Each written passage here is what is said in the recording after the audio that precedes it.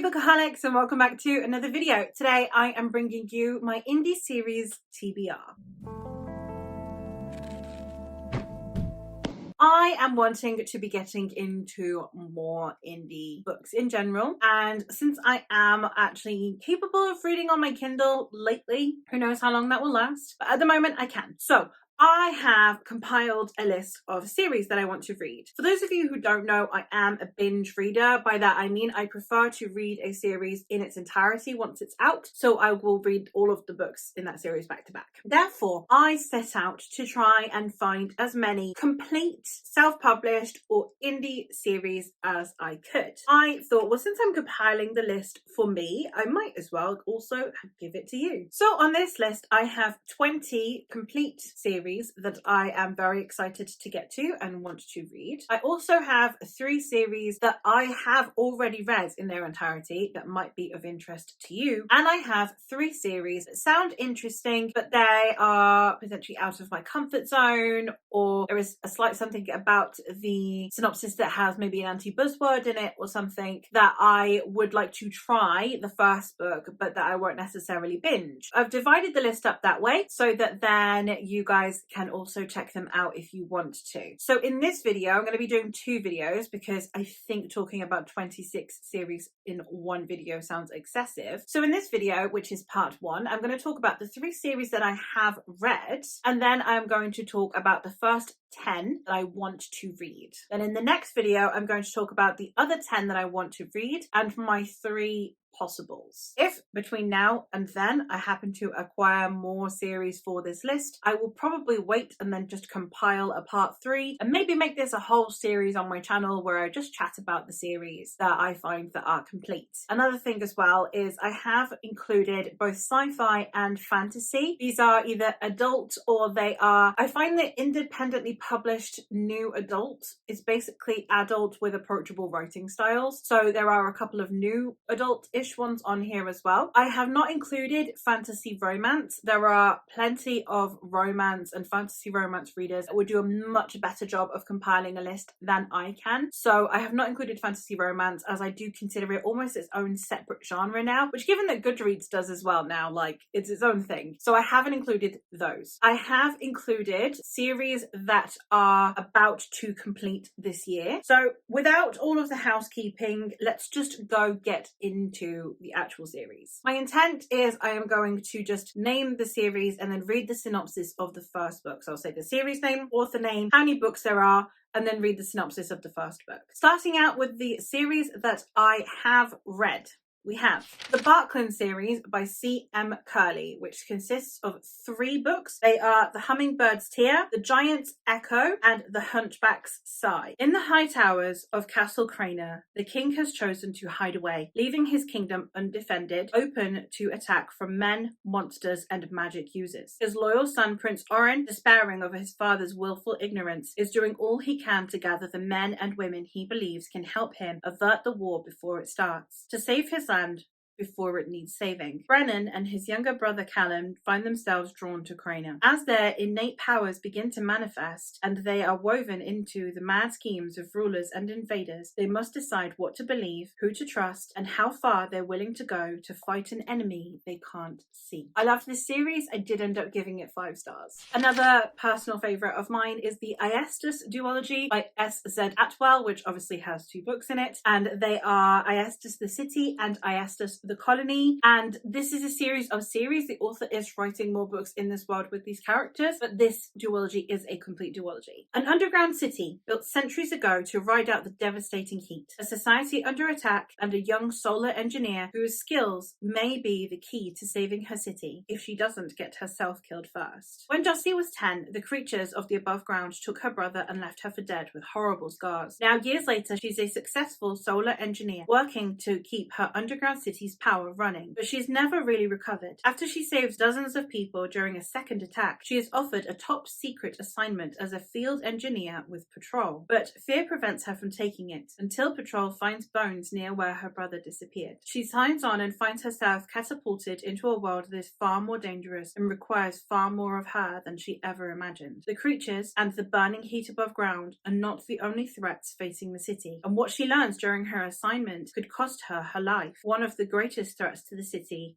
may in fact lie within. With thousands of lives at stake, can she act in time? And the other one is one that I have very recently finished, and that is The Keeper Chronicles by J.A. Andrews. This is a trilogy, and it consists of A Threat of Shadows, Pursuit of Shadows, and Siege of Shadows. The synopsis for this one goes: do some choices change us too much for us to ever change back? There was a time when Alaric was a keeper, one of the men entrusted with counseling the Queen, protecting the people's histories and ancient stories, and working magic in defense of the land. But in a desperate attempt to save his dying wife, he has sacrificed it all, abandoning his duties, betraying his deepest beliefs, falling ever deeper into darkness. So far, he has done nothing but fail, and his wife's time is growing short. Now haunted by his past, Alaric has found one last chance at a cure, hidden in a magical wellstone buried a century ago. With the help of a handful of quirky companions, the stone and the cure are finally within his grasp, but he's not the only one searching for the wellstone. His quest grows more perilous as he discovers that his companions are harboring dangerous secrets of their own. It becomes almost impossible when he unearths rumors of a gathering shadow threatening the land, whispering of the return of a dark lord thought to be defeated. To face his enemy and to have any chance at saving his wife, Alaric needs to be the keeper he used to be, not the broken man he has become. Can he put the failures and pain of his past behind him to stand against the approaching threat? Or, in the face of all the growing shadows, will it be the darkness within himself that destroys everything?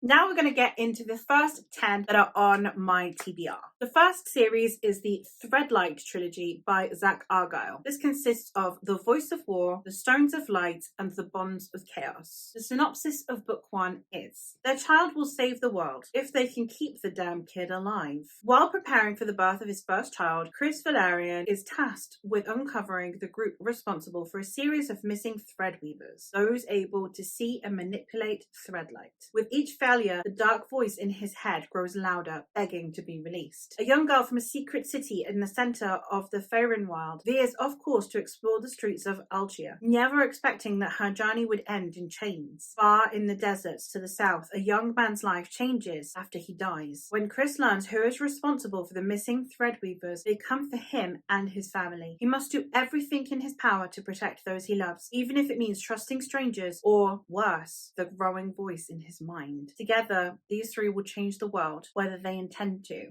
or not.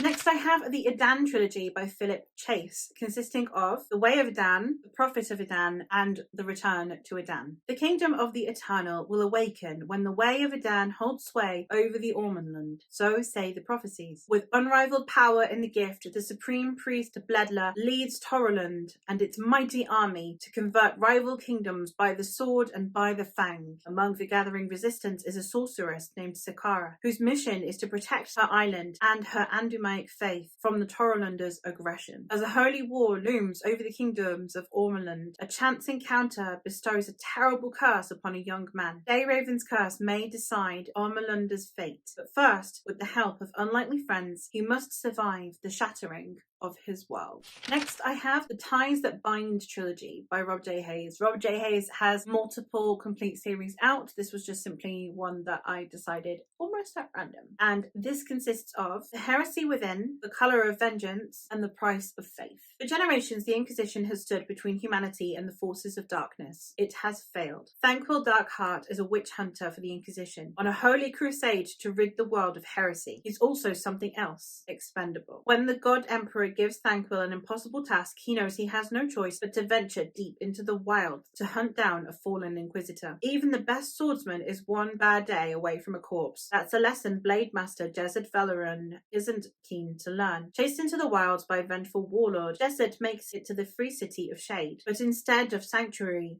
all she finds are more enemies from her past. The Blackthorn is a cheat, a thief, a murderer, and worse. He's best known for the killing of several inquisitors, and every town in the world has a wanted poster with his name on it. Thorn knows it's often best to lie low and let the dust settle, but some jobs pay too well to pass up. As their fates converge, Jesset, Thankbill, and the Blackthorn will need to forge an uneasy alliance in order to face the truth the Inquisition has been hiding from them all. A series that is not quite yet concluded, but I believe is concluding this year, is The Ashes of Alvarin by Tiago Abdallah. A touch of light, a shade of madness, a twist of faith, and a promise of dawn. There are also novellas in some of these series. I'm not including novellas. I'm literally only including core series when I list them off. The worthy are immortal. To die is a sin, but in a tide of madness and ruin, life is a fragile thing. Lynn, a rogue griffin rider, has uncovered a deadly madness that threatens to destroy the domain. She can't escape this enemy, but to fight it, Lynn must risk being found and branded a traitor by her old order. Prince Adrian has never been pious or on good terms with his father. After losing those closest to him, however, he must either work with the king or convince the church to deem his loved ones worthy if they are to have a chance at resurrection. In the Clanlands, where death is considered a necessity, Nasha fights to prove she belongs. A cursed hunter and a lifelong outcast, she has always struggled. But when the land itself begins to wither away, Nasha might be the only answer.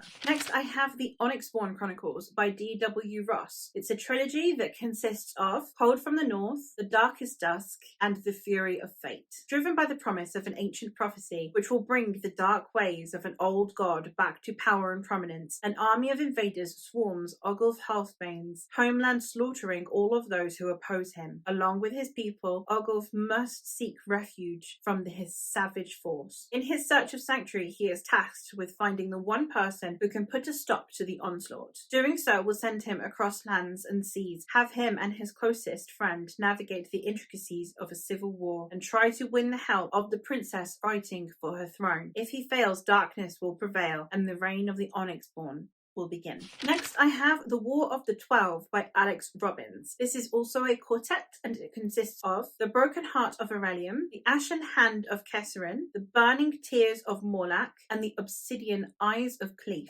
Some things must never be forgotten. Over 400 years ago, 12 great warriors united the beleaguered armies of men and scoured the war-torn lands of evil, pushing the enemy back into the underground pits and caverns from whence they came. To ensure their legacy, each of the 12 founded fortress monasteries to impart their unique knowledge of war and politics to a select few, the Knights of the 12. But now, the last of the 12 have long since passed from history to legend, and the knights and their numbers dwindling are harbouring a dark and terrible secret that must be protected at all costs. Merritt Reed has spent half his life guarding a great crater known as the Pit, yearning for some escape from the bleak monotony. When the arrival of Aladrin, one of the few remaining Knights of the 12, sets off a chain of cataclysmic events that will change Reed forever. To the north, Jalea El Aurelium, heiress to the richest of the 9 baronies, must learn to navigate the swirling political currents of her father's court if she hopes one day to take his place. But the flickering flames of ambition hide the shadow of an even greater threat,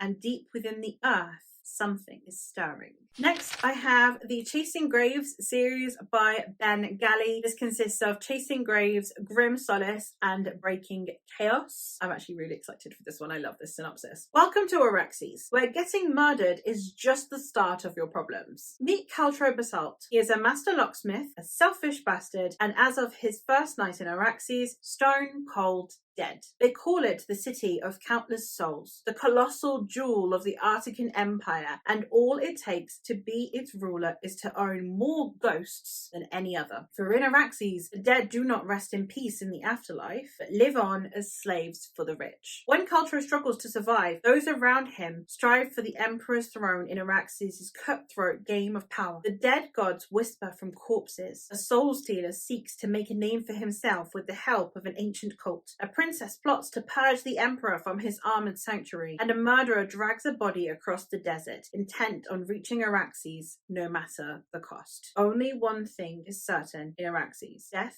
is just the beginning. Next, I have the Pillars of Peace series by Tom Dumbrell. This is a trilogy which consists of The Look of a King, No Place for Peace, and Where Heroes Were Born. 2 young men, one with a dark past, the other with a bright future. Cyrus is a storyteller, frustrated by the mundane trappings of village life, while Prince Augustus struggles to meet the high expectations after an upbringing of royal privilege in a bustling castle. As both try to forge their own paths, a royal assassination unexpectedly closes the gap between them. The nation of East Haven is thrown into war with their oppressive neighbours, and so begins a conflict from which neither can walk away. Will a young prince finally measure up to his destiny? Will a storyteller create a legend of his own? Cyrus and Augustus's lives may seem worlds apart, but perhaps they aren't so different after all. Next, I have a sci-fi on here, which is Odyssey Earth by Rex Berg. This one sounds so much fun. A trilogy which consists of Orphan Planet, Twin Landing, and Starbound. With Earth in crisis, humans are traveling deep into space, but humanity's future just took a wrong turn. A 17-year colony ship voyage, a straight shot to a new planet,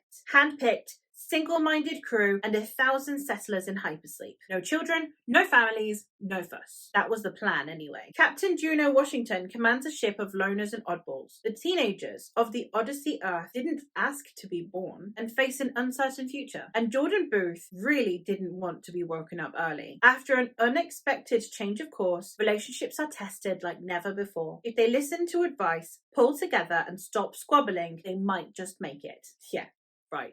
Good luck with that. And last for this video, I have a almost fairy tale-esque, possibly Alice in Wonderland retelling that sounds very cool. We have the Balance series by Clayton W. Snyder. It is a trilogy which consists of Child of Nod, Queen of Nod, and Goddess of Nod. Alice wakes one day to find herself on the other side of death, in the corrupted fairy tale land of Nod, unable to remember much of the events leading to her demise. She sets out on a journey to discover her memory and the reason for her presence in Nod. Unknown to her, the man responsible for her death is on a mission to find her spirit and end her second life. Alice takes flight, only to find herself drawn to the lives of those around her and the mystery permeating that place. From the humble streets of Elysium to the mirrored spires of Memoria, her journey takes her on a path that leads to a decision that will affect the fate of Nod. Along the way, she meets a cast of characters that include a madman with a dark secret, her faithful companion dog, and a woman made of memory. Together, they will help her on her journey as she uncovers the truth of Nod and the woman behind it all, the Red Queen. Those are the first batch of complete, or at least almost complete, fantasy and sci-fi self-published series that I have for you. Let me know if any of these have caught your eye, and